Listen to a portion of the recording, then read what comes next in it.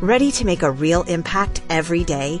Join the Active Day Home Care team and help clients maintain their independence in the comfort of their own homes. Make a difference in someone's life as you provide essential daily assistance and protect their health and happiness. Earn up to $20 an hour and enjoy additional perks like optional daily pay, 401k, paid time off, ongoing educational training, and more. Join a team that values care, compassion, and your professional growth. Visit ActiveDay.com to apply. Hello and welcome to jasonnewland.com. My name's Jason Newland. This is Let Me Bore You to Sleep. Please only listen when you can. Safely close your eyes. Today is Monday the 30th of June 2005. Vinny is curled up next to me on the sofa. Something's got his attention because his ears are pricked up and he's looking around. So you've heard something, haven't you? Yeah. He's not quite so angry with me today because although I did leave him on his own, again, visited my neighbour in hospital.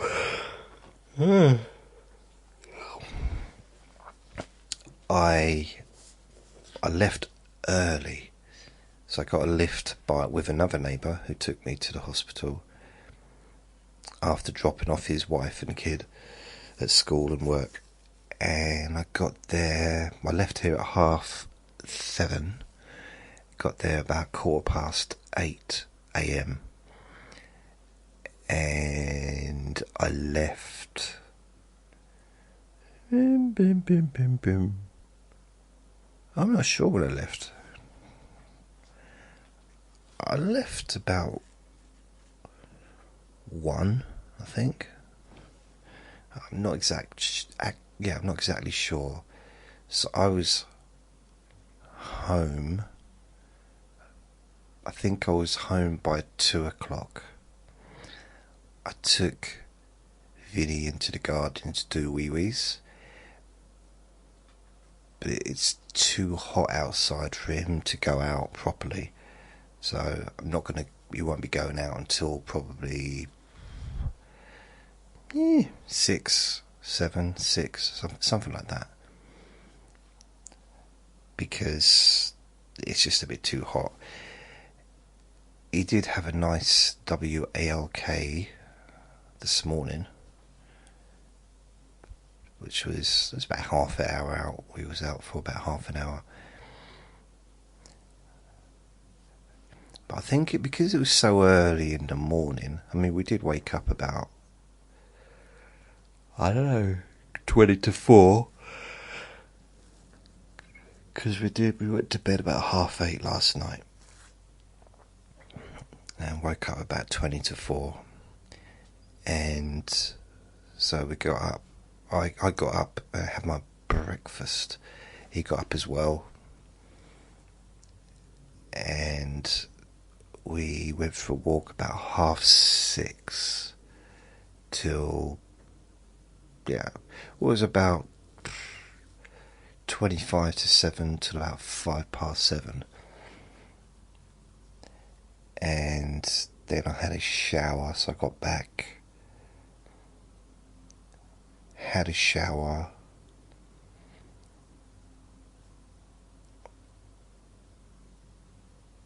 and then pretty much had about 3 minutes to get prepared to go downstairs and get a lift.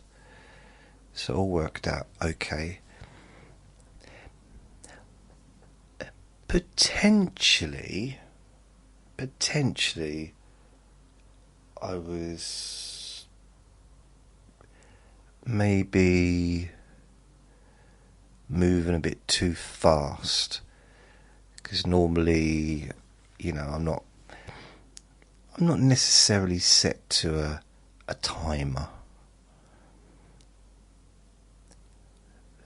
So I found that I was making slightly more noise than usual when I was probably attempting to make less noise. I find that the more I try to make less noise, the more noise I tend to make. So if I'm in the kitchen and I'm trying to wash up really quietly because it's early in the morning and I don't want to disturb, the neighbours, that's when I start dropping stuff in the sink. It's weird, isn't it? Isn't it strange? Isn't it strange? So yeah, I just want to say thank you to everyone that's sent their well wishes for my neighbour. It's very kind of you, and I do appreciate your support. So I'll give you the update. I know this is going to be Monday's Boring Objects. I'm going to talk about hospitals, but none of it is going to be medical or anything like that. Okay, so it was a little bit, but it's not really going to be. It's not. It's all going to be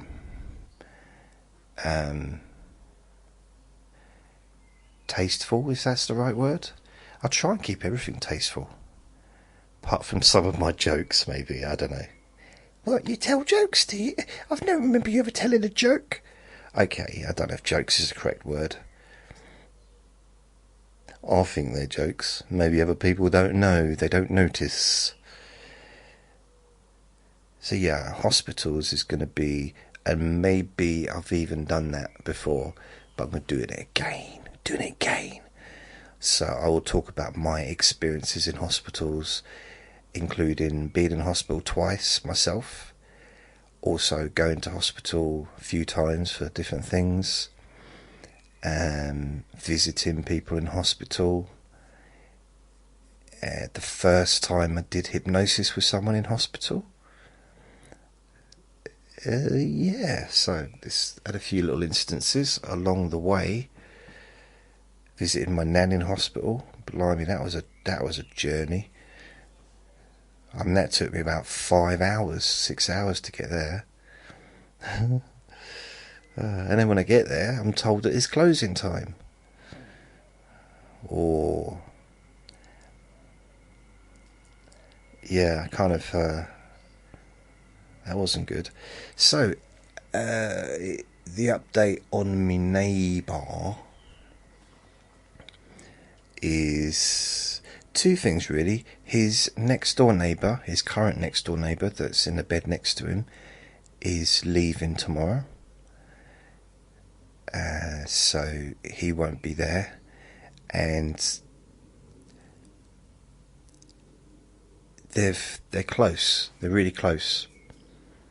They've been together for a week, and you can see it's almost like a brotherly kind of thing going on there. It's nice. This bloke's probably 10 years younger than him. I mean, I think he's about 66. So he's kind of in the middle between me and my neighbour. My neighbour's 78 on Friday, I think, this week.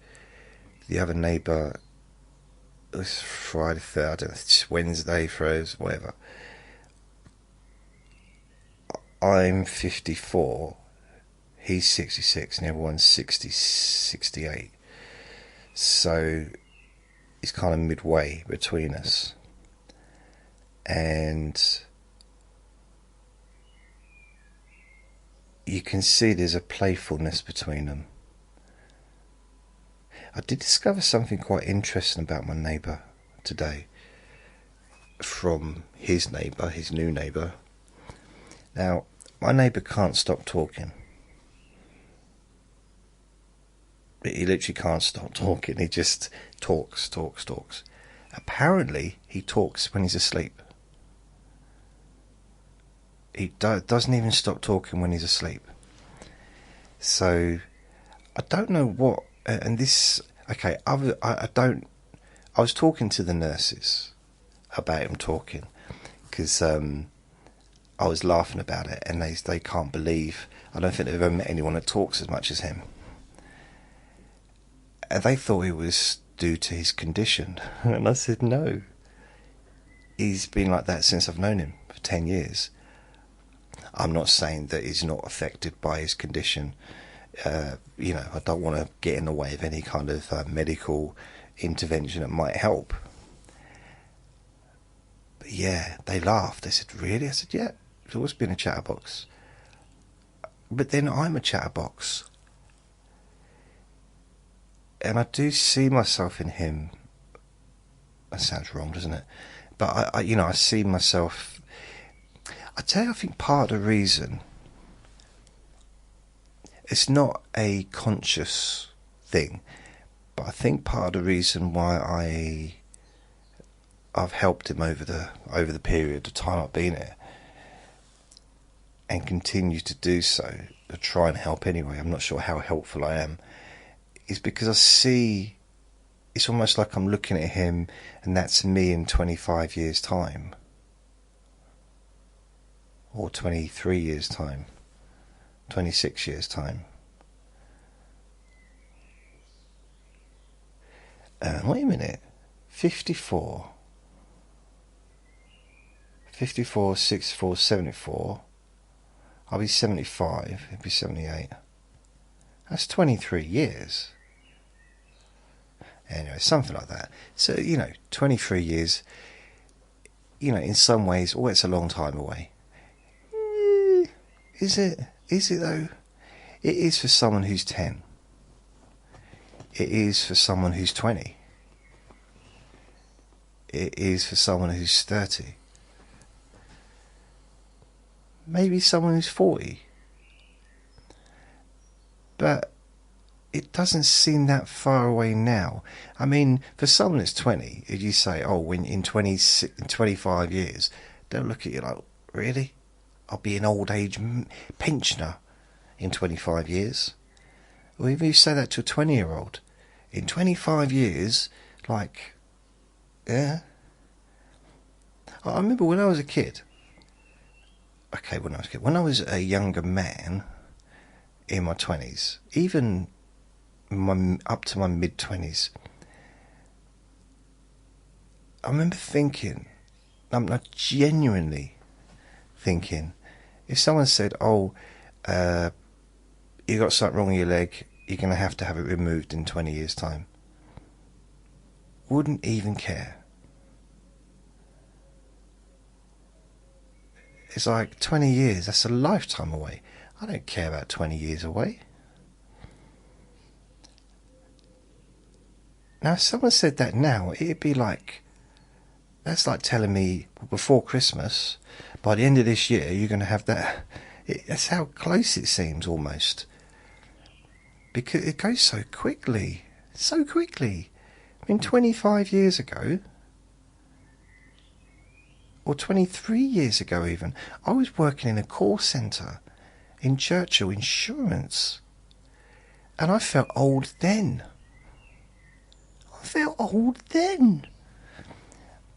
I think part of the reason was because I was working with, when nearly everybody there was younger than me by a lot. So, I was 31, 32. There was people there in their early 20s, some even in late teens. And quite a few of them treated me like I was old. Like really old. I remember there was this female, I think she was probably about 20. And she was in my team, she's quite new. And I think I just finished a shift. So I get my phone out of my pocket, I'm just going to look at it, see if I had any texts or anything. And she starts laughing. She says, I didn't think you'd have a modern phone. Because it was a small phone. It's like, really? What did you think I'd have? Some kind of big satellite phone? Or what? Pull out an egg cup with a bit of string attached to it. Like, what did you think I was going to use? It's a phone. It's just... it's some weird... You know, you'd be using something... something up to date. Yeah. And now as I get older, I'm thinking... I was selling mobile phone contracts 24 years ago. So my neighbour downstairs wasn't even alive when I was selling mobile phone contracts. My neighbour downstairs wasn't even alive when I was working at Churchill.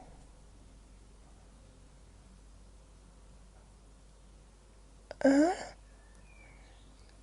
mean, she was... Yeah, she wasn't alive. She wasn't even alive when I'd finished working at Churchill. In fact, my neighbour downstairs was born a year before I started making recordings online. Because I've been doing it 19 years, she's 20. It's unbelievable. A fully formed human being with a whole lifetime of experiences at the same time as me sitting here, well, not sitting here necessarily, but making weird audios and videos. It's beyond measure. I find it very confusing. I really do. And to make it worse, she's probably 30 times more mature than I am as a person. Like now, not when I was her age. I was like 20. I was a child mentally. I was a child. I can just hear like voices. All men are children when they're in their age. No men all never grow up. Sure, stop it. This is about love. This is a gentle, loving place. Come on. Can't we just get along? Hey. Anyway, my neighbour, he talks in his sleep. I didn't know that. I tried to explain that to his neighbour. I said, well, we don't sleep together.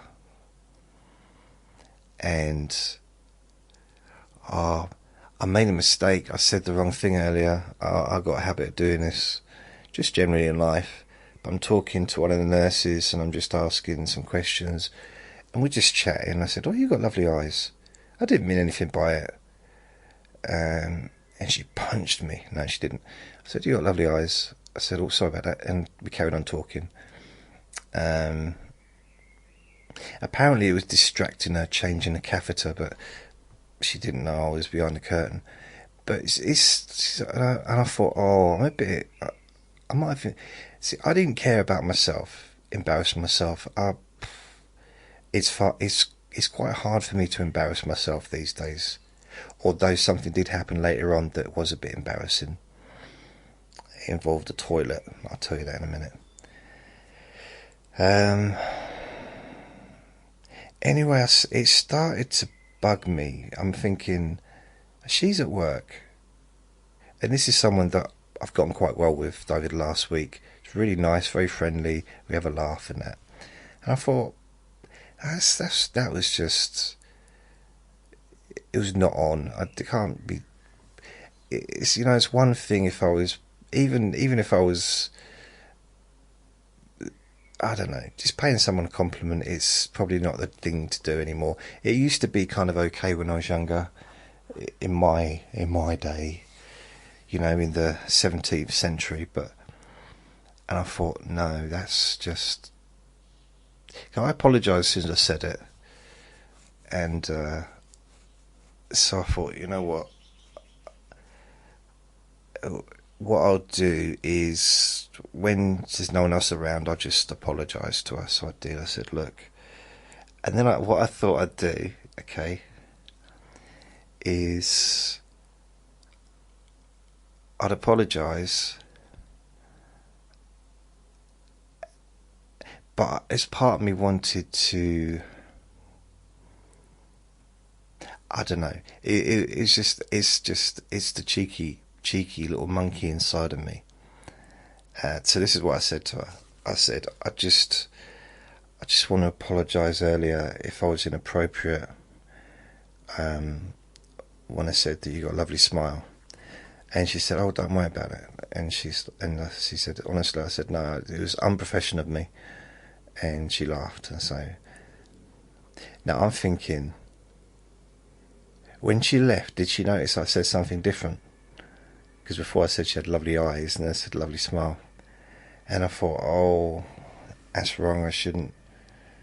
So I thought I'd better just change. So as I left, I said, "Oh, by the way, again, before I go, I just want to say sorry for saying that you got a really perky bum."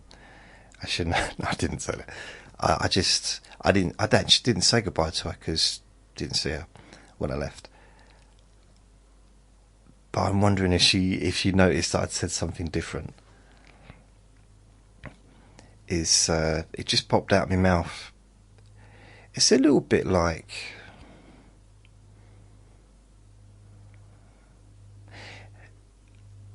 I don't know.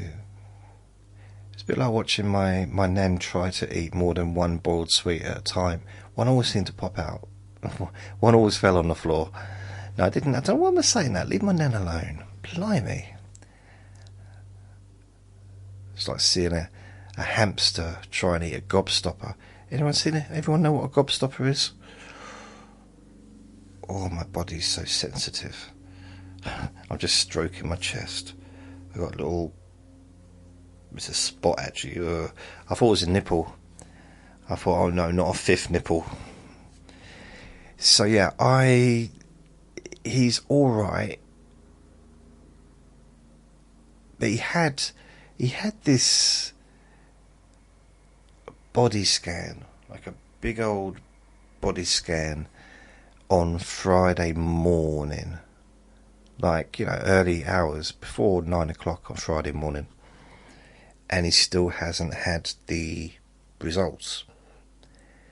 And I hung around hoping that he would get the results before I left. But by 8:30, I think it was by about 1 o'clock, still no one had come in to see him. And he was eating his dinner, so I just left him. I went downstairs to get him some stuff from the shop, and then I just came home. So I'm going to give him a call tomorrow. I'm not going to go every single day this week because I don't think I can. I can't financially do it, but it's not just that. I could get a bus. It's just a journey. I couldn't, I got a taxi back today. I just couldn't face getting on a bus and 2 journeys and standing out in that sun and ooh. So yeah, I just got the taxi back, and then I'm in the taxi just talking about technology and just some whatever. And just as we pull up outside my house, I notice he's got a camera. There's a little, not only a camera, but there's a little screen that's showing me and him together. There's one thing having a camera, it's fine, but I've never seen myself on a little screen like that. And I said, I don't know, it was a little bit annoying, I think. I felt a little bit trespassed upon. Because if I knew I'd been filmed, I think there's one thing being filmed without sound. Because, you need to be filmed if what you're doing, I guess that's okay, but I didn't really want my conversation recorded. I don't know, it felt a little bit intrusive. A little bit,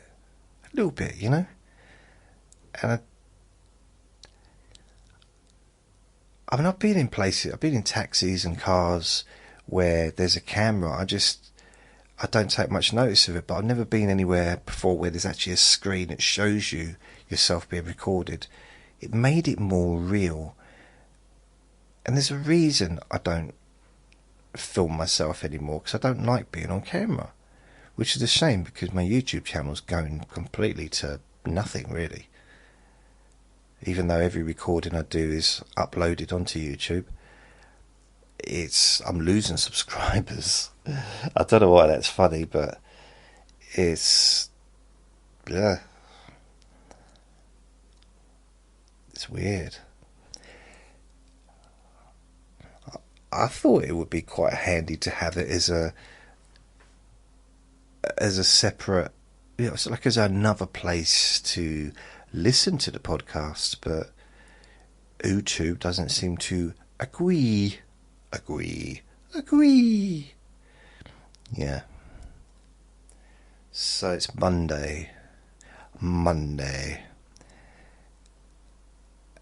And that's it. I don't think there's anything else going on with the hospital visit today. Went there. I found out my other neighbour, because I knew he used to be in a band. He was quite one of the, I don't want to say originators, but he's one of the originators of the psychedelic movement in this country. It started in America, but he built a group, and he was in he worked with a lot of really famous people in the 60s when the psychedelic movement was around, which would be, I don't know, probably late 60s, maybe early 70s. Late 60s. Because I know the Beatles were influenced by the psychedelic movement in 66, 67, 68, something like that. And he's in London recording an album. You know, he's still, and he's near, I think he's over 80, I think now, and he's still going. And he knows loads of people, but to him they're not famous people, they're just people that he's known for 60 years. And it's weird, he said something just off, and this is, by the way, this is somebody that does not brag. That's the thing about it. He's not a bragger. I'm a bragger. I just don't have anything to brag about. So that's why you don't really hear me bragging, because there's nothing to brag about. He's got loads to brag about, and he doesn't. But he will answer questions. And not all questions, but he will, if I ask him stuff. And he said the only Beatle member that he didn't meet was Paul McCartney. He met the other three, and I said to him, okay, well, the next question I'm going to ask. And he said, what's that? How did I get my name? I said, no, because he's got, I won't say, because you'll be able to look it up, because he's on a Wikipedia page. He was well known, but he's not kind of like famous in a sense of possibly anyone under the age of 70s will have heard of, possibly. As in the period of time that he was well known was the 70s, late 60s and 70s, but he worked on albums with a lot of famous artists over a long period of time. So I'm bragging about him, but he doesn't brag. I wonder if he brags about me. So I'm bragging about him, telling people, one of my neighbours used to be in like famous bands and stuff in the 60s and 70s, and I know him. Do you think he's saying the same kind of thing about me? Yeah, I got a neighbour, he's got a dog.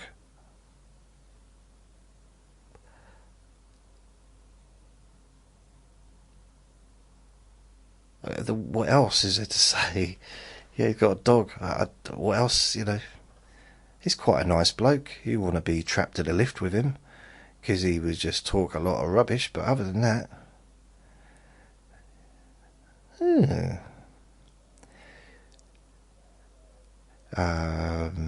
Yeah, he was saying something about he was at this gig. What was it? The Byrds. The Byrds were playing. This one, the Byrds were like huge. the band called the Byrds, BYRDS, I do believe. And they were at a small club in London. And all the names went to this club on this occasion because they wanted to see them in concert. So my neighbour went along, and it was jam-packed. He was telling me this morning because I was asking him about, because I said to him, no, what was John Lennon like? And he said, exactly the same as you'd think. Because at that time, that's when he was in the Beatles. And he said, sarcastic, funny, full of energy. And he just was kind of what you saw on TV. Obviously he could be serious as well, but great sense of humour, and yeah. And he said basically, my neighbour said he got into this club, it's so jam-packed. I don't know if it was Johnny Scott's or whatever it is, one of those big places. And he ended up, I think it was Pink Floyd's manager was there and knew him and called him over and invited him to go and sit on the table with John Lennon. And he ended up sitting between Pink Floyd's manager and John Lennon's wife at that time. And John Lennon's wife was sitting next to John Lennon. So it was literally just... And he'd never met John Lennon, and to be fair, there was no one more famous in the world of entertainment at that time than the Beatles. So even, he was in... I imagine he was in awe of meeting him. You got chatting to him and stuff, but in that situation, you'd probably just be like an ordinary person, really. Because you can't treat someone like they're a superstar, otherwise they're probably not going to want to talk to you, I'm guessing. In fact, I find that way. I find that in the past when I act like a superstar, people don't like to talk to me. Actually, just generally, people don't like to talk to me. Apart from the people that do, they're the ones that worry me, though. The people that want to sit down and actually, tell me more, Jason. I'm like, I'm not sure if I do want to. I'm a little bit worried. Ugh. So yeah, so my neighbour's, that's a different neighbour. So the neighbour in hospital, he's just waiting for his tests, and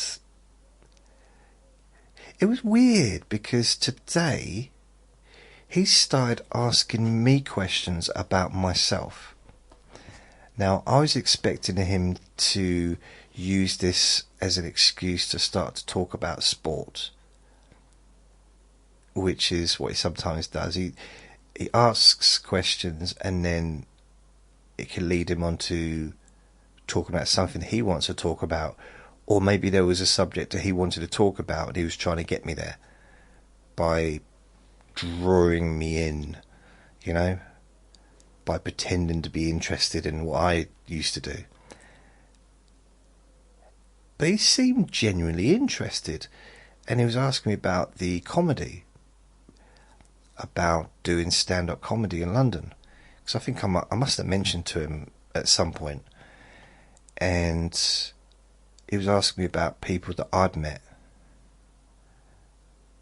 I think I was telling him about the neighbour, what I just told you. I was telling him about that, and he started asking me about me, and saying, who did you meet? I said, in London, you haven't met any famous people? And I said, he said specifically famous comedians. When I was on the comedy circuit, because I used to be involved in comedy for about 10 years, or 20 years really, but 10 years solidly. And he said, and he had follow-up questions. Where did I go? How much was a gigs how much did people pay to get in? I felt a little bit like he was trying to catch me out, like I was just lying and he was trying to find out if I was just telling porcupines. But the thing is, why? I'd have to be a bit silly to lie about my failures, wouldn't I? Because I wasn't successful. I never made out I was successful ever. I had some good gigs. I had a few really, really brilliant gigs, but not many. And a few average gigs, but not many. I would say probably, if you're going to go by audience response or the comedy promoter's response or the comedy club promoter, percentage wise, I would say if you broke it up into good, I'll leave good and really good in the same category. So good, okay, not really good, or not okay, bad, ungood. So okay would be a few laughs. Okay would be where the promoter didn't get kicked out of the club and told they're never going to be allowed to have another night there of comedy because of what I'd said. So that would be an okay gig, but not necessarily a good gig for me. A bad gig, I had lots of those, especially in the first couple of years. The first year, I don't think I was even aware that they were bad. I wasn't the most. I don't know. What's this got to do with hospitals? Well, this conversation occurred in a hospital, so it is still part of the boring objects. Monday's boring objects. Hey. And percentage-wise, I would say probably. I worked out. I think I worked out once. I did about 250 gigs, 250 performances over the period. And things did start to slow down once I got to 1995. And I went through periods when I didn't do any comedy at all for months and months. So 1994, a lot of this was to do with accommodation, jobs, situations where, I just couldn't. Either I was not interested or I didn't have the money to get to gigs anyway, so I didn't bother.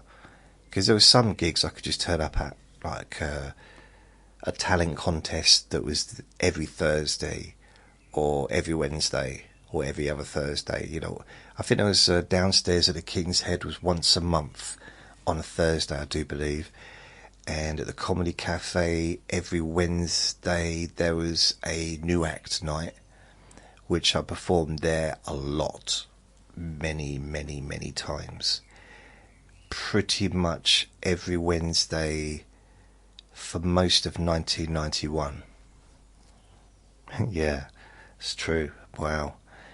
And quite a few 92, quite a few 93, 94, 95, some 96, 97 and 98. So yeah, I performed there over an 8-year period, but less and less as the years went by.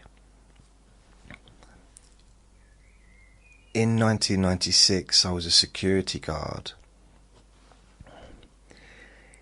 and I couldn't do any gigs at all because I was doing weird shifts. And you know what? This is strange. I don't think I performed on stage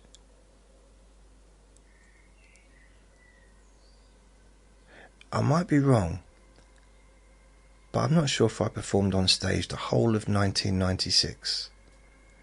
Because I'm thinking at the beginning of the year I was homeless, and then managed to find somewhere to live. I might have gone and done a few gigs at the beginning of the year, possibly. And then I got the security job in around March 1996. And I had that security job all the way till the summer 1997. Till about probably June, maybe July, June time. Maybe May, June 1997. So I had that. I worked for that security company the whole time, and I was doing night shifts, weekends. It was almost impossible for me to plan to do gigs, because most of the gigs I did were free. You know, nearly all my gigs were just ones that I'd do for nothing, like do an open spot or turn up at the comedy cafe on a Wednesday night. So I'm sure I probably did a couple during that period, but I didn't do much in 96. That was really the tail end of my comedy non-career, as it were. But that was also at the time when I was getting better. I was able to be more topical, and I found that I'm not saying that I was good, but I was better than before.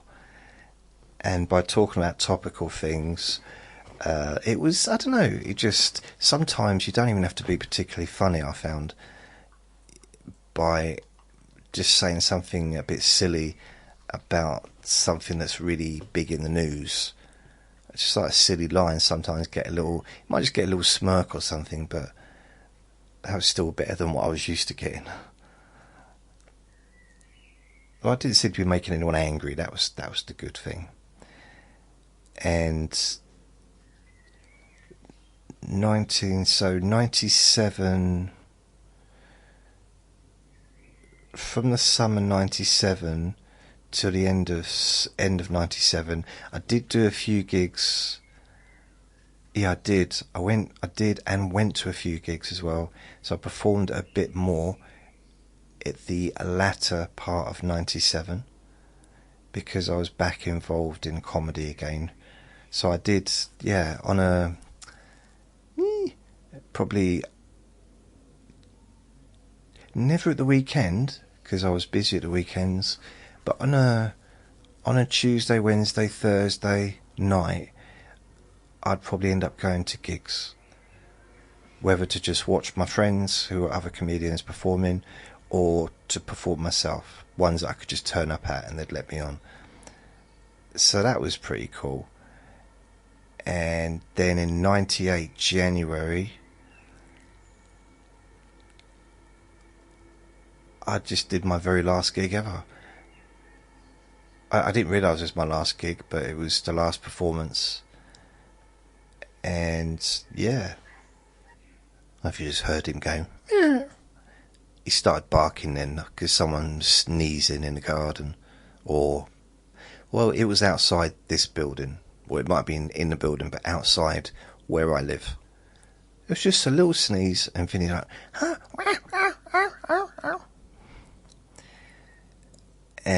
So yeah,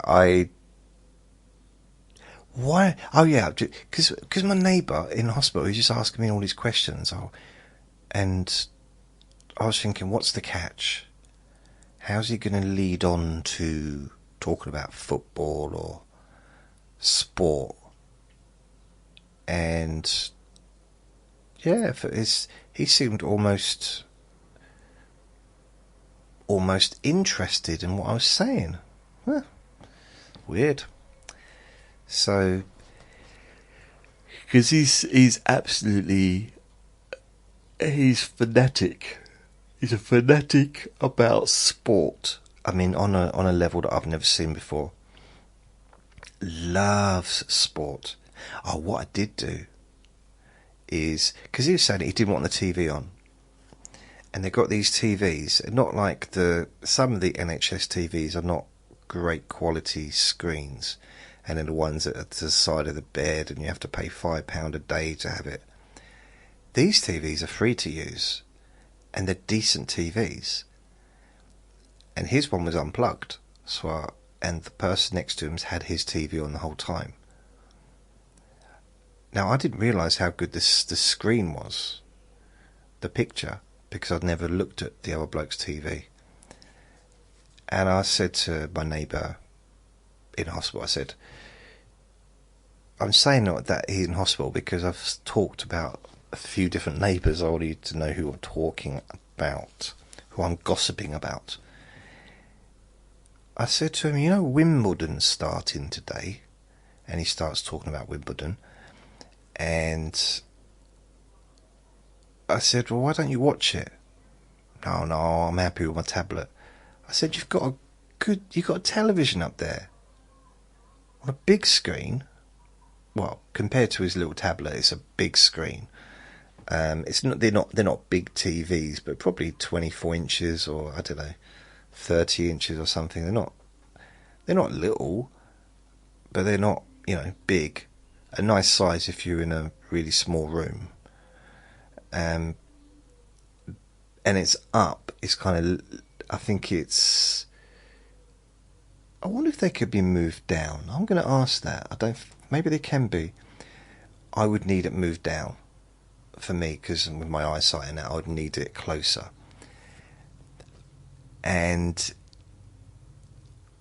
it was unplugged. So between me and his neighbour next to him, I got the TV plugged in, because he said, "Oh, it's not working." I said, "Oh," and then we had to find a remote control. And nurse went and got a remote control that he could use, which was exactly the same as a remote control I've got here in my hand. And you might be thinking, why have you got a TV remote control in your hand? It's because I just picked it up. That's why. It's just there to the left. I've not had a remote control in my hand the whole time I've been talking. That would be strange. It might not be strange. I've had a can of whipped cream though. Yeah. So he said to me, I said to him, and then he said to me, then I said to him. So I plugged it in, turned it on. We got the TV onto. It was a political programme on BBC Two, and then the live coverage of Wimbledon starting at I think 11:30 in the morning. And once it started, he started to be distracted by it. And I thought, yeah, this is good, because once football's on, or rugby, or cricket, he's now got a distraction. And it's kind of funny, because we were talking, and it was a women's tennis match. And it was just grunting. It was like, and it was, I don't know, I just found it quite funny, because it seemed a little bit inappropriate for where we were. Just to hear, because I kept thinking, I forgot the TV was on, because I've been going in there for however long, and the TV's never been on, so any sounds like that I'm used to hearing maybe is from a different ward, because there's 6 different wards on that ward, if that makes sense. So yeah, it's a ward, but there's 6 different rooms with 4 beds in each, and then there's a couple of other kind of single rooms, which I'm thinking might be private, perhaps. I don't know. I'm not sure. So it was weird. I don't know what other people must have thought if they'd have heard all that grunting coming out of the TV or out of our ward. I think they're also single-sex wards. So there's women in that big ward that he's in, but not in his particular ward. Does this make sense? There seems to be too many wards. I'm using the word ward too often. 4 wards, 6 wards in 1 ward. But yeah, it's I've not been in the other wards, but I have actually. I went in one by accident, and that was all females. And I thought, well, it looks like my neighbour, but it wasn't. Do you ever get that where you see someone and you just think, oh, and it's not the person, but you try to adapt. So adapt, you know, scrunch your face up a little bit and close your eyes half, so it makes them look a bit more like the person that you think they should look like. No? Okay. And then I left. So I spent probably 4.5, 5 hours with him. I don't know if I left at 1:30, or maybe it was 1. I'm not sure. I think it was. He didn't eat his fish and chips. They're still on the side. No one's noticed. They're still on the side of his bed, like on his bedside cabinet thing. I mean, it's going to start stinking at some point, isn't it? Fish. It's been there since Friday. No one's noticed. You're going to start noticing there's going to be cats.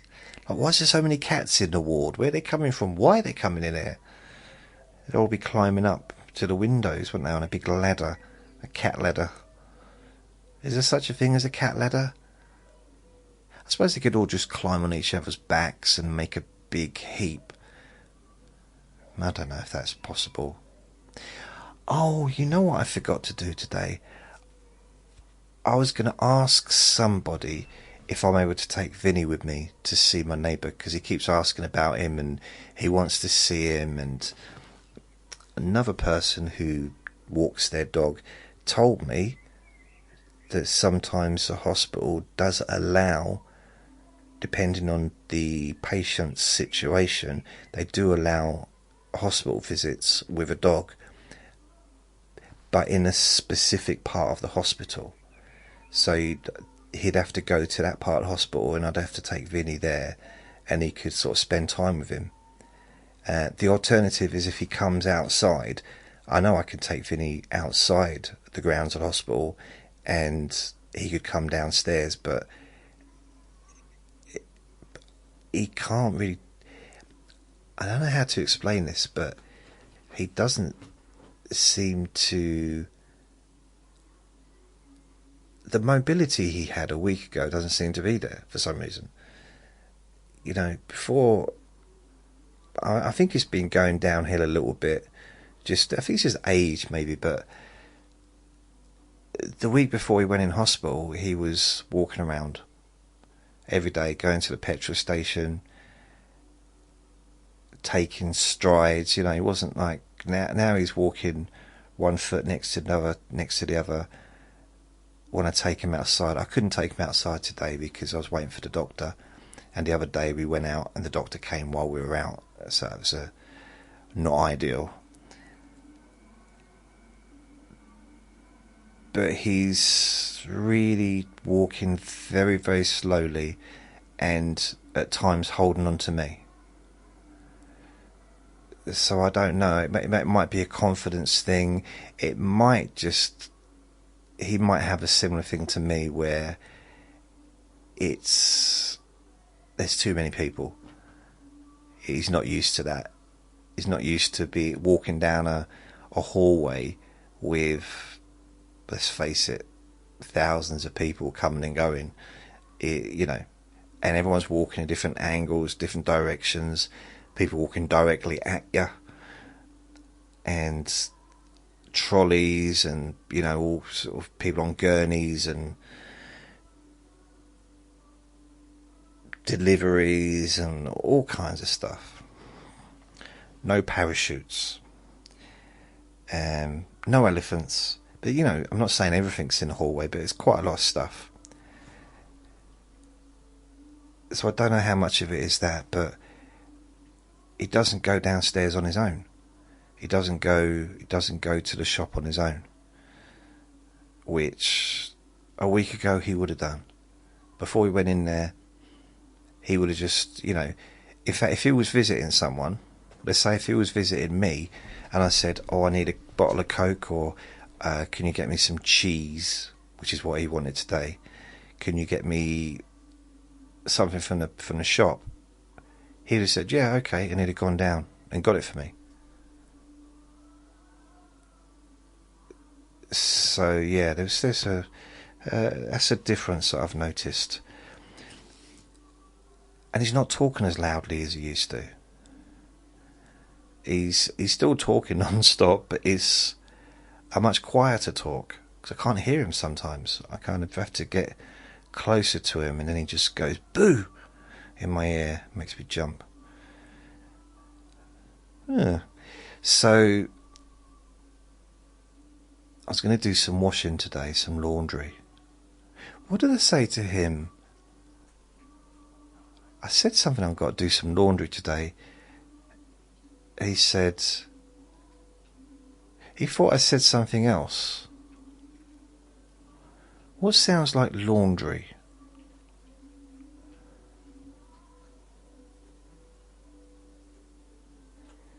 No, he thought I said law degree. So I need to do some law, do some laundry. And he said, oh, when are you starting that? I said, what? I said, this afternoon. He said, oh. I said, yeah. He's so like, well, I didn't know why he was so interested in me doing my laundry. Because, I'll be honest, and I'll break this to you, I don't want to come across as being ungrateful or negative, but I don't get a huge kick from doing the laundry. It doesn't give me everything I hoped out of life. You know, but at the same time, it's a hell of a lot easier than going to the laundrette, which is what I did for most of my adult life. Well, since the age of 16. So I do appreciate not going to the laundrette. And if I didn't have a washing machine, I would do my washing by hand. I'm never going to a laundrette again. Especially as the local laundrette. Well, there isn't one. So the closest laundrette is about 6 miles away, 6.5 miles away. So yeah, I'm not going there. No. But I used to, because I used to live across the road from there. Even then, it was a struggle. Still, I used to wash my stuff by hand sometimes. Then I just couldn't face going over there. I guess I didn't have the same relationship with her, the laundrette lady, as I did with the laundrette lady in Stratford, in London. Although I did end up being friends with her. There's two ways it can go. I've found with someone that washes your underpants, okay, on a regular basis. So the relationship is probably, in some ways, the most intimate relationship I have ever had with a female. It's something very... There's a lot of unsaid stuff. You know, it's like an understanding. No amount of money that I gave my laundrette ladies for washing my clothes was compensation enough for what they had to go through. Is, you know, for handling my washing, my underpants or whatever. So I realised that, and I've always realised that right from an early age. I thought, yeah, it's a job I wouldn't particularly want to do. And I've had some really grotty jobs, and it's just something I don't think I'd really. I think I'd rather work down the sewers, I think, than do that. It just, yeah, it's. So I had, but the difference is, instead of like it's not looking down at someone doing a job. It's admiration. That's how I feel. I admire someone who can do something like that, something that I don't think I could do. And it's just because it would just it's I don't have the right. There's a certain skill set that I just don't have to do something like that, to do that kind of work. So I got a lot of admiration. I do admire people that can do things that I can't do, which means I admire probably most of the people in the world, because I can't really do too much. I can talk absolute rubbish for an hour. I'm quite good at watching television. That's about it, really. I ain't got much else to me. That's my skill. My skill is just talking absolute wobbly bobbly for whatever, an hour, hour and a half. I've been talking for an hour. I've not even got onto the subject of boring hospital stories, apart from, I guess, this last hour being boring. I can't stop talking. What's going on? By the way, I don't want this podcast to turn into me talking about hospitals the whole time. That is not my intention. So if you feel that's happening, let me know. But over the years, what you may have noticed if you've been following me for a while is I do talk about what's going on in my life, as well as making up a lot of just silly stuff. This is one of those occasions where I'm kind of intertwining reality and stupidity, I guess, instead of being mainly stupidity. So I try and mix it up a little bit, just a little bit, and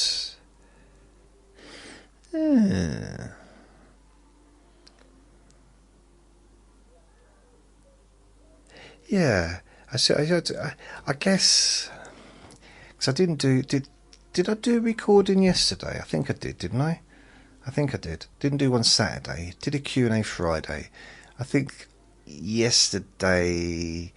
By the way, you might be able to hear some background music. Sorry about that. But it's summer. Everyone's got their windows open, rightly so. And you know what? Yesterday I'd made a recording in the afternoon,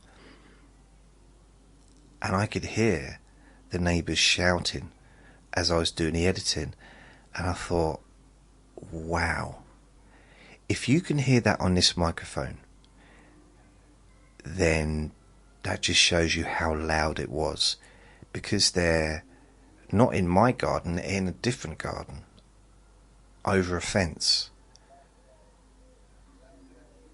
It just shows you how loud it was. But it didn't seem to be continuous. That was just a particular rah, rah, rah, rah, rah, like that. I mean, I think I just made more sense than the person that was shouting, but yeah, kind of. So I've been in hospital twice. Oh, now we start the recording. An hour into it. We're going to start now, are we? Wow, okay, calm down.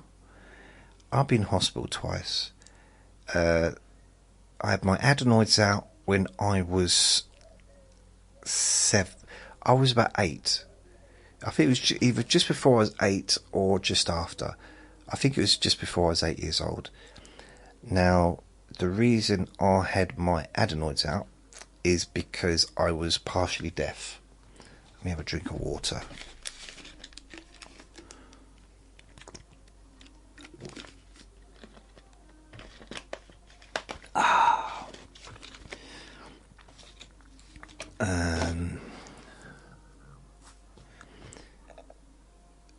yeah, so it's basically just started. It started with. So I was in junior school, and I started having to go to the nurse. So I was getting earaches, and progressively it was kind of becoming really, really regular. I don't know how much I was skiving, if I'm honest with you. I might have just liked the nurse. I don't know. I can't remember. But I think I might have told her she had nice eyes. It's possible. This inappropriateness started very, very young. I said, "Ooh, yeah, I had my." I didn't know what was going on, and then I started going to I get sent to the doctors, then I got sent to the hospital, and they started testing my ears to see what was wrong with my ears, and they started testing my ears as in not just looking through them and stuff, through them, I don't mean through them, but into them with those little eye things that they do. They started to give me hearing tests, and I was partially deaf in one ear. Now, they said that explains why I'm so behind at school. And it's really weird. I seem to be the only one that was surprised at that statement. I didn't know I was behind at school. I said, look, how do you mean I'm behind? What? Finished staring at me. What are you staring at me for? What are you staring at your daddy for? I think he's just happy to have me home. I spent the whole weekend with him, this weekend, and it was boring, but he seemed so much happier to have me here. He was cuddled up to me, weren't you? You were happy to have your daddy back, wasn't you, for a couple of days? And I'm here tomorrow as well, so I'm going to spend all day with him tomorrow. And then I'll go on Wednesday for a bit, visit, and then Thursday I'll have all day with my little baby again on Thursday, won't I? Yeah.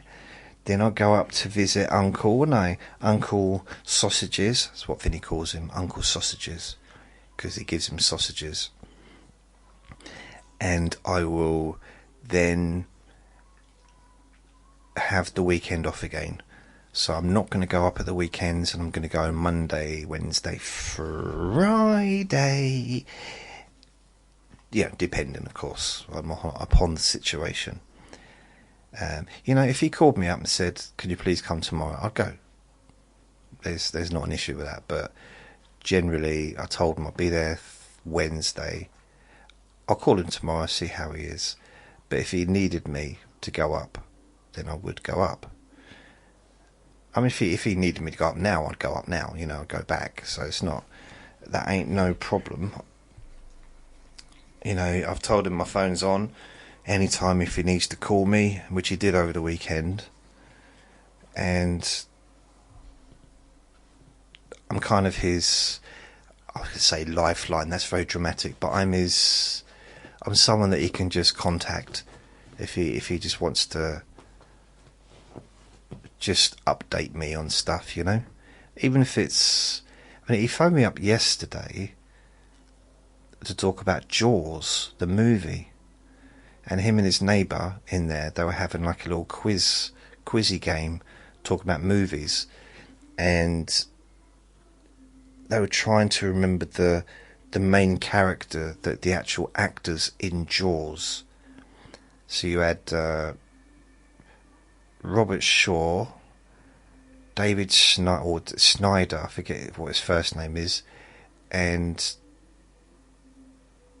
I've lost his name again. I did remember it. He was in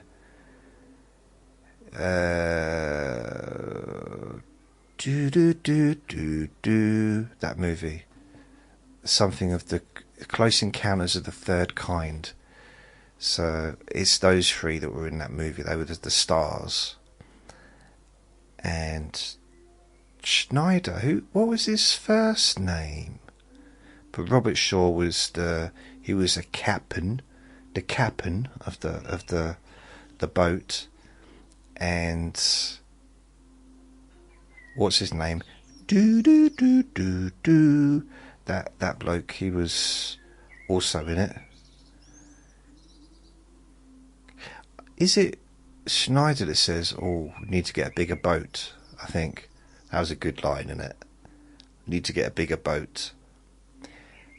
There was a movie called The Perfect Storm, and I think this was in the 2000s, and it was basically a really big storm. That's basically what's around a boat in a storm. A really big boat in a really bigger storm. And I remember seeing the trailer for this movie on television, and in the trailer, this is when it was like being released at the cinema. In the trailer, it was a bloke from A Beautiful Mind. What's his name? And Gladiator. So he was the star of this movie. In the trailer, there's a part where there's this massive wave coming, and Gladiator, Beautiful Mind Man, shouts out, "Hold on." At that point I thought, I'm never going to watch that movie. If that's going to be the hook word, hold on, if that's the best they can do in a situation like that, just shout hold on, then no, I'm not going to watch it, sorry. If that's the level of dialogue, I don't know why, it just but there again, I had the same opinion about Gladiator. I thought, I'm not watching this, but it was a great movie. Well, I found it to be a great movie. I need to be specific, don't I? I mean, it was classed as a great movie by the critics and by the audience members. But I can only really go by what I found, and it was. I partly watched Gladiator 2, but I made this error because I got this little walking machine. It's really cheap, nasty from Amazon. I got it about a year and a half ago, but it's really, honestly, it doesn't feel safe even walking on it, like a treadmill, but it's really tacky, and I'm a little bit worried about the carpet underneath, seriously. But I thought, you know what, I'm going to give it a go. So I started watching Gladiator, and I thought, I'm only going to walk, and I walked on it for about an hour, no, half an hour maybe. So I said, I'm only going to walk on it when I watch Gladiator. Actually, that's not what I thought. I thought, I'm never going to walk on it again because it's rubbish. No, I didn't feel that. I did feel like I was actually touching the carpet, which is not supposed to happen. And I was a bit concerned about my neighbour downstairs, because she did see me a few days later, and she said, "Were you dancing upstairs?" I said, "No." She said, "You were doing something because the whole flat was shaking." I said, "No, I don't even live there anymore." She said, "What?" I said, "I do live there." I don't know why I said that, but yeah, it wasn't me. She said, "It was. Who else would it be?" I said, "I don't know, pigeons maybe in the loft." Pigeons often are naughty in the loft. She said, "How would the pigeons in the loft affect my flat when your whole flat is in between me and the loft?" I said, "I don't have the answers to every question. You know, I'm not a thesaurus." She said, a thesaurus?" I said, "Yeah, a thesaurus." She said, "Well, if you're trying to say thesaurus, that doesn't have the answers to any questions. That's just descriptions of words and various different versions of the same word. Really? And I said, yeah. She said, well, it didn't make sense. I said, you don't make sense.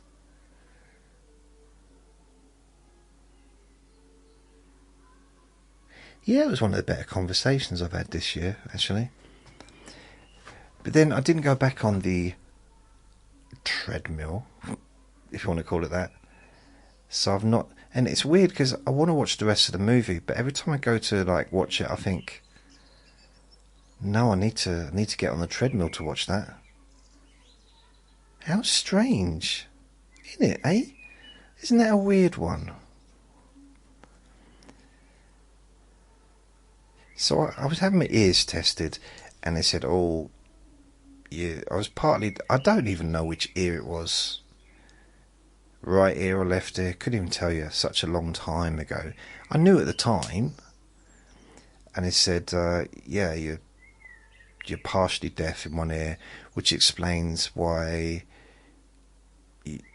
well, they didn't tell that, my parents said that to me. It's why I'm so behind at school. So first of all, they blamed why I was so behind at school on the fact that I moved around so much as a little kid. So I never stayed in any school for a very long period of time. So I pretty much taught myself to read, and my writing wasn't up to much at the age of 7. But, you know, I picked it up, and I loved reading. So I definitely wasn't behind. I personally wouldn't say that I was behind in reading.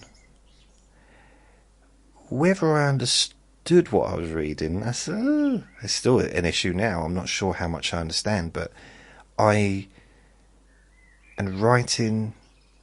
I learned to do joined up writing when I was about 9 or 10. That's when I learned to start doing joined up writing. And writing was okay. I was okay with writing. I didn't necessarily understand all the like apostrophes and commas and stuff. I understood full stops made sense. So I wasn't necessarily grammatically correct, but I did as far as writing goes. But reading, yeah. Reading was something that I just adored. I loved reading. And something happened the other day. I was watching a YouTube channel, a YouTube video, and it was about the Wizard of Oz. Now, I'd forgotten, or I didn't know, but I think I did previously know, but I think I've forgotten it. The Wizard of Oz books, there was a lot of books. Like, a lot. And the bloke who wrote The Wizard of Oz wrote lots of books about Oz and the different characters in Oz. Now, this is a memory that I'm not sure if it's true or not, but I'm pretty certain I read most of those books, because I would get a book like that and I'd read it overnight or over a couple of days, because it was almost like it's like being really thirsty and drinking a lot of water.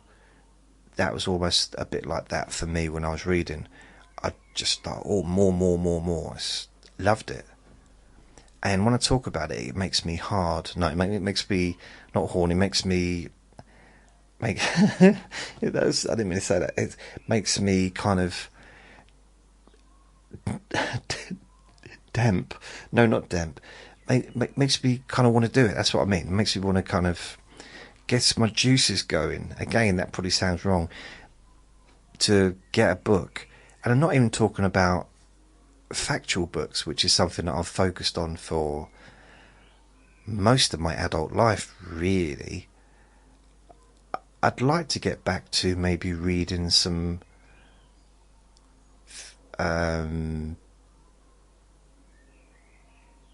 what do you call it? Fiction. I guess, yeah. Storybooks. I know perhaps not most supposed to call them storybooks, but that's what they are, isn't it? It's a story. I'd like to get back to that. And maybe I did think about writing my own romantic novel, but doing it in my own, doing it in my own little way. I did I did this recording. I think it was a video, or it might have been an audio, and I posted it online. And this is back when I was fairly doing quite well on YouTube, and it got quite a positive response. But I lost it. I lost the recording somewhere along the line, but it was quite funny, and it was just a story of me, a romantic encounter on a train, and I was just saying all the wrong things, and it was. But this is, I mean, we're talking like 2012. I think I did this recording, and yeah, wow. I wish I had it just so I could have a little listen. I also did a recording based on Andre talking, and it was a whole recording of him just making fun of me. I think I lost that as well, so that would be good to be able to listen to. Lost a lot of recordings over the years, a good few hundred videos and recordings, audio recordings I've lost. Some that were potentially not too awful. Potentially. I reckon over the 19 years I've been doing these things, there must be, I've got to have at least a handful of decent recordings, ones that are just good. There's got to be a few little gems there, surely, even if it was accidental. So the doctor regarding my hearing said, well, it's going to be pretty much one of two things.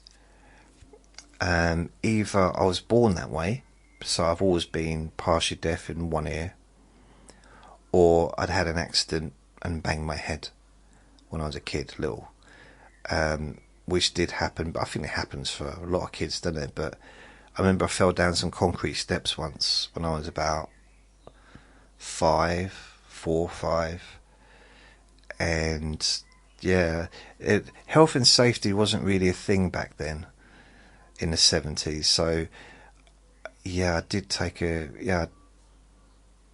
definitely had a few bashes on the head over my childhood, but I might also have been born like this, I don't know. So what they did is it's basically just a blockage.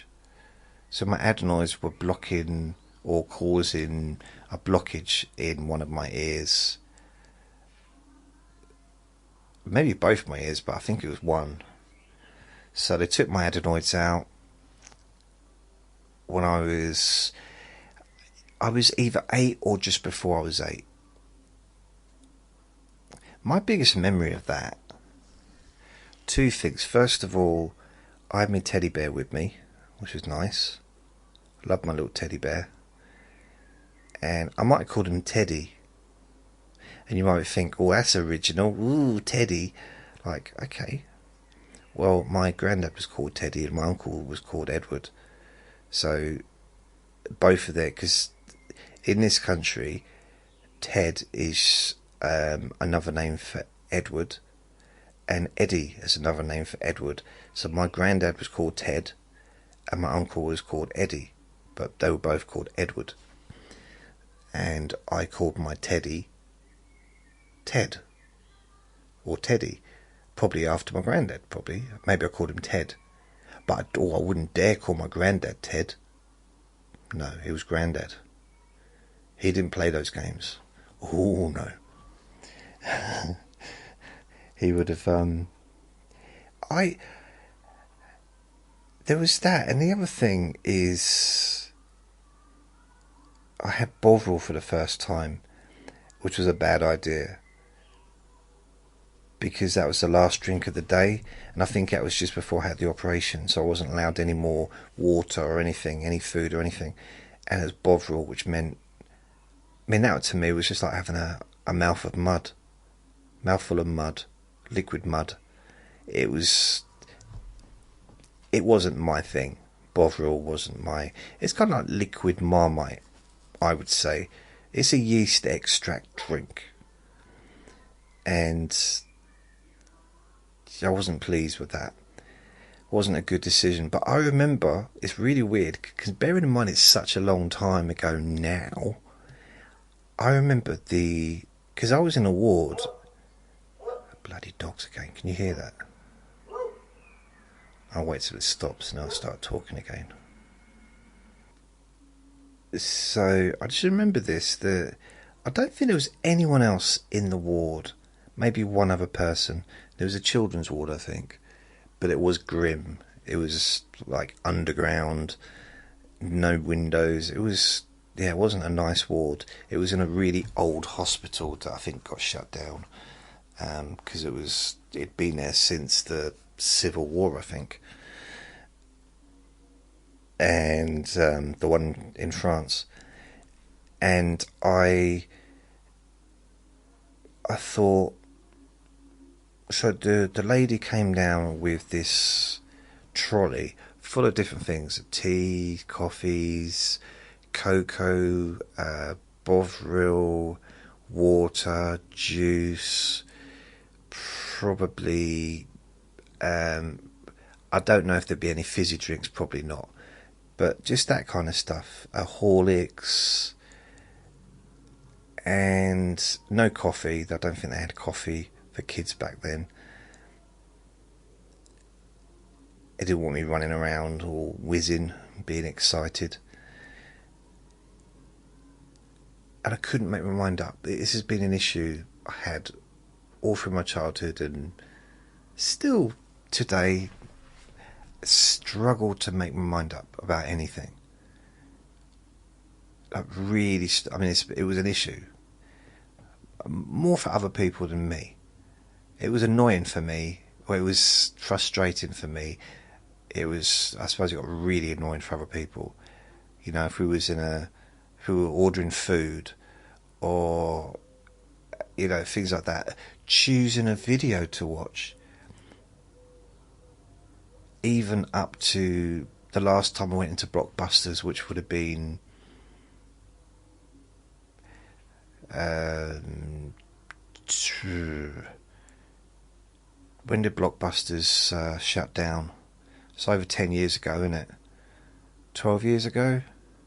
So the last time I went into Blockbusters, and every other time that I went to any video shop,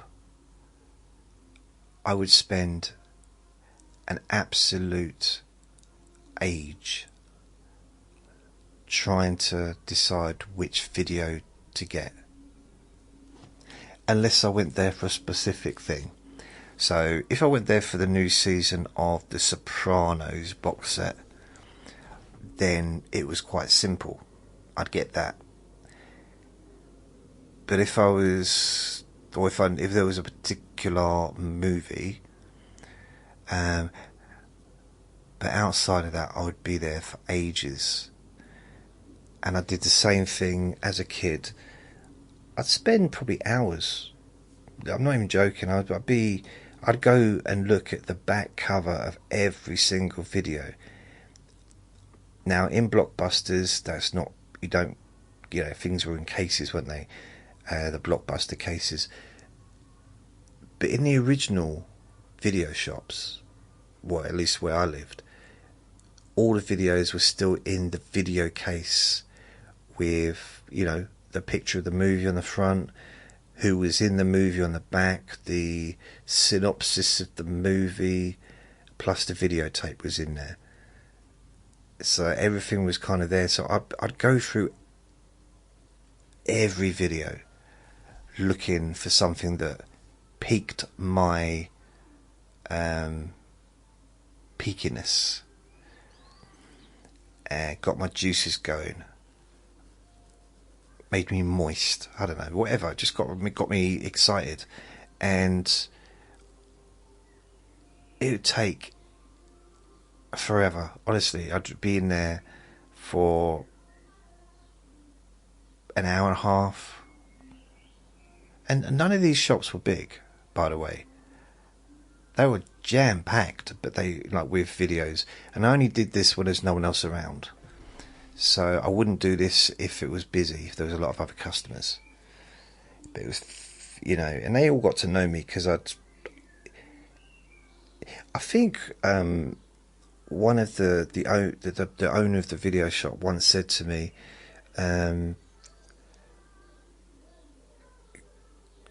what did he say? He said something like, "Oh, by the way, just let you know, you're going to be getting a pay rise next month." And I said, "What?" He said, "Oh," and he laughs. "I'm sorry, I forgot you don't work here, do you?" I was there so often, he thought I worked there. He was the boss. He was the owner. They had no staff. It was a family-run business. They lived there. I mean, once I was there, he started moaning at me. He got so used to me. Once he started moaning, he was moaning. He said, "Jason, can you please stop leaving dirty dishes in the sink? Can you wash up after yourself?" I said, "I don't live with you. You're not my dad. What's going on?" And he just forgot. He thought I was actually one of his kids. Because I was always there, looking at the videos. Now, technically, that would have been a really good job for me. Because not only was I an avid video watcher, I knew where all the videos were. I knew where all the titles were. So if you'd have said to me, "Oh, if you got The Big Boss, Bruce Lee's movie, or if you got... I don't know, anything like a Disney movie, or if you got," I could say yes or no, because I knew what was on the shelves. It's really weird. I just knew where everything was. So, because I was in there nearly every day, looking for the next video, and that's what I did. And it was so cheap. It was probably like 50p, 40p or something to rent a video out for one day. And so I'd get, at times I would be in there every day, especially during the holidays. Oh, such a nice... I like those times. With Blockbusters, it was more a weekly thing because I was working, and it'd be probably, like a lot of people would, I guess, do, go on a Friday evening or Saturday evening and just rent out like maybe 2 or 3 videos for the weekend and bring them back on a Monday. So yeah, I live just up the road from... Yeah, I did live just up the road from the video shop. Yeah, it's actually 2 different places I lived. Just the next place was just round the corner. The other place was a lot further away, but the place before that was... I mean, it wasn't far, probably 15-minute walk. So it wasn't far, really. I used to love it though. I used to love getting videos out. It's strange how things have changed. Because now, because of all the streaming, I mean, Blockbusters closed down in this country anyway. I don't know if there's video shops elsewhere, but I don't think video shops exist anymore. Or DVD shops. They still sell DVDs, I think. But it's streaming.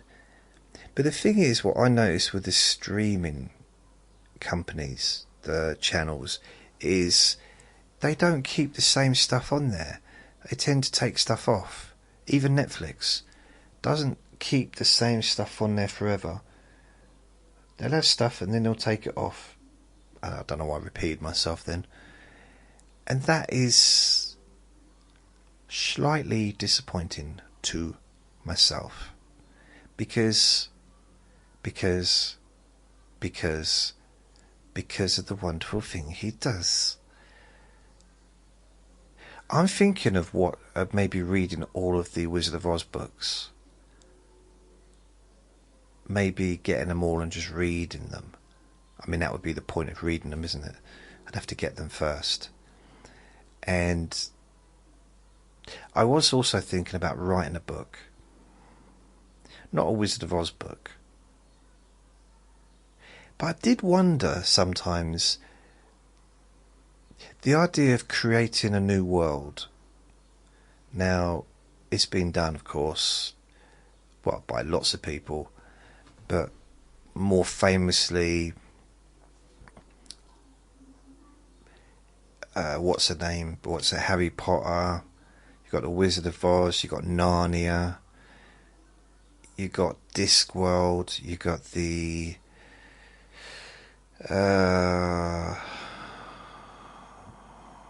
Tolkien, whatever, my ring, my precious, that thing, the Hobbit, or that kind of world. So I do think, I thought about making a world up, but it looks like a lot of effort, and remembering all the different characters, I don't know. I did think maybe introducing some new characters to my podcasts, or perhaps having a guest come in and like a different personality come and talk once a week, or maybe Vinny doing a show. I don't know. When I had my appendix out when I was about 12, that was brilliant. I loved that. I loved everything about that. There was a few moments when I was embarrassed. There was one particular time when all I wanted to do is, I don't know why I didn't just go over there, but I think at this point I wasn't really supposed to leave my bed because it was just after the op, so they didn't want me putting pressure on the stitches and stuff. But I thought, okay, I've got a way around this. So I put my hand up. I said, "Miss."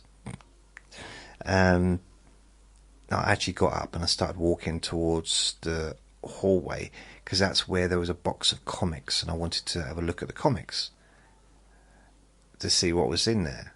I think there was like X-Men comics and stuff like that. And the nurse said, "Where are you going?" I said, "I'm just going to go to the toilet." She said, "No, turn round. You're not allowed to walk around until the stitches are, a bit more cemented."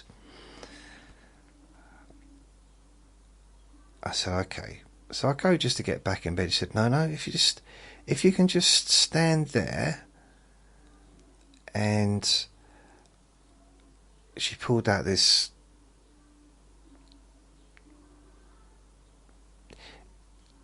I actually thought they were hats, but they're not hats. Like a cardboard hat.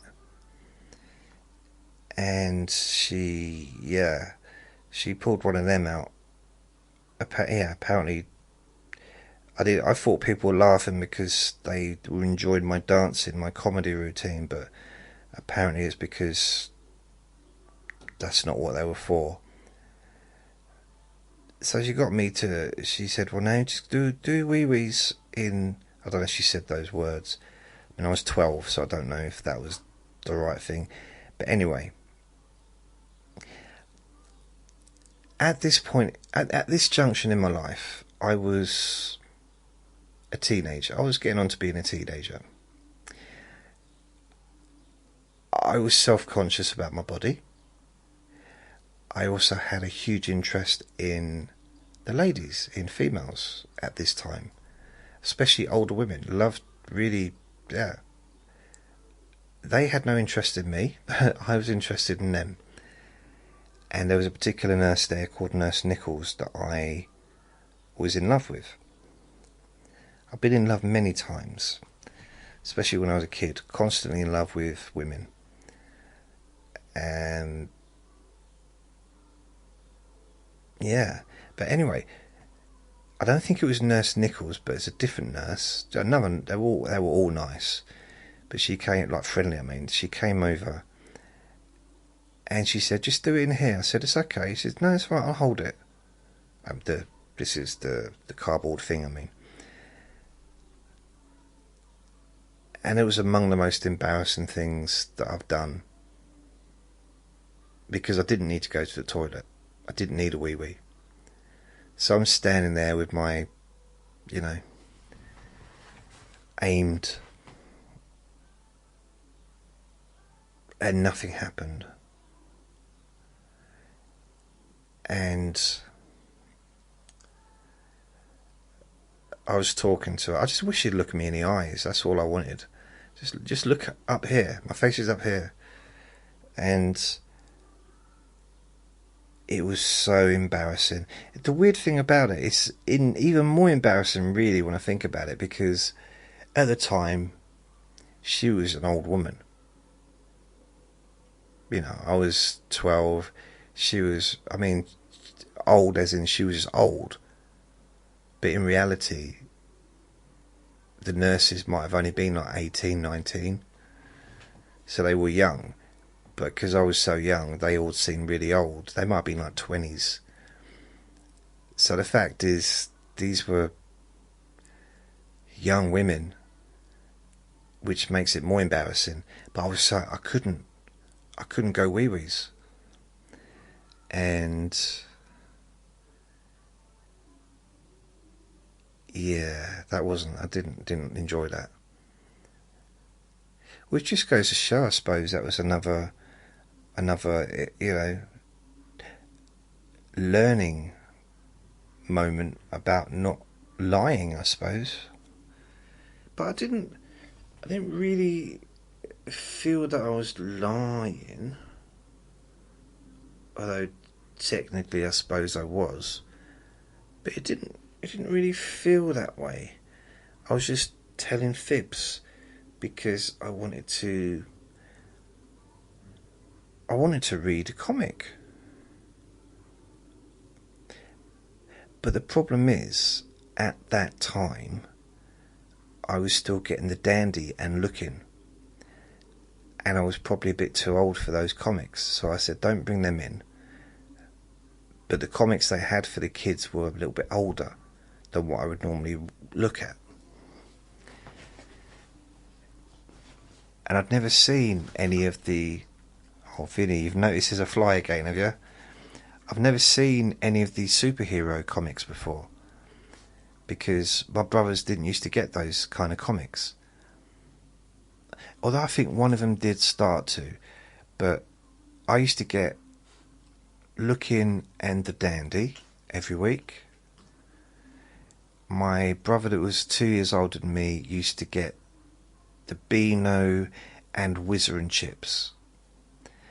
And my oldest brother, who was 4 years older than me, I think he used to get a football magazine and a war magazine, because there used to be a lot of that stuff back in the late 70s, early 80s. There's but yeah, I think he might have had a Roy of the Rovers or something, was a comic that he might have gotten. But of course it might have changed. I'm sure one of them started getting superhero comics. So I got this memory of seeing Wolverine, and I struggled to follow this story because the graphics were amazing, but I couldn't always figure out who was saying what and why. And because the stories carried on from the previous week, or the previous comic, there seemed to be a lack of consistency. Or I suppose maybe too much consistency, depends on how you look at it. Yeah, so I just wanted to look at the comics, that's all it was. But other than that, it was the bestest time of my childhood. Being in that hospital was brilliant. So not everyone. One of the doctors, not so much, but all of the nurses. You know, it was, yeah, it was okay. It was more than okay. I enjoyed it. It was a nice time. It was lovely to have a break from school, have a break from family life. That was lovely, just to be away from everyone. It was just spectacularly wonderful. I stayed in there for a long time because I loved it. I got on so well with the other kids, and yeah, I just didn't feel out of my depth. I didn't feel self-conscious. We just had fun, and I probably never laughed as much as I did then. That was the first time I'd laughed. It's almost like the first time I felt free, really, without restrictions of, I suppose, adults in a way, and brothers. So I didn't have any of them people around, and I could just be myself without, I don't know, I don't know how to explain it, but it was just nice. It was so nice. I loved it.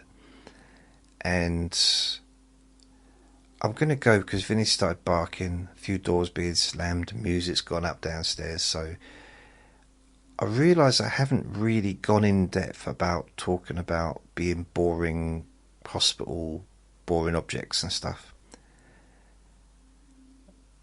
But I attempted it.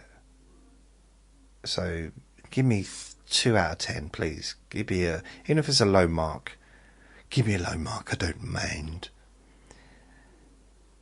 So thank you for listening. Remember to be kind to yourself, because you do deserve to be happy.